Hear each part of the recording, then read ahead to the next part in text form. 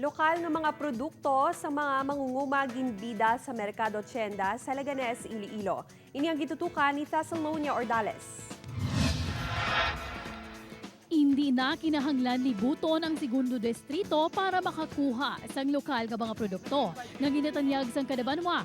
Bango diri pa lang sa entrada sang Leganes Plaza, nagaraya na mga produkto nga tatak lokal. Kag syempre, iyagid sang mga mangunguma. Pareho nilang sang preska nga mga ulutanon nga gin-harvest sa mga mangunguma sa banwa sang Alimudyan.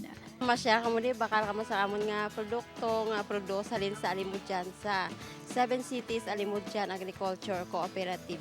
Ang ginapapugal naman nga wooden products sarang man baklon sa merkado sa barato nga presyo.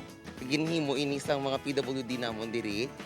Isa sa mga produkto nila amo ni ang ginabutangan sa mga baso. And may ara man kami mga piyaya kag sinamakan para sa inyo mga Ilonggo. Something unique naman ang ginatanyag sang banwa sang Lucena kayang veggies, ginhimo nga pastries.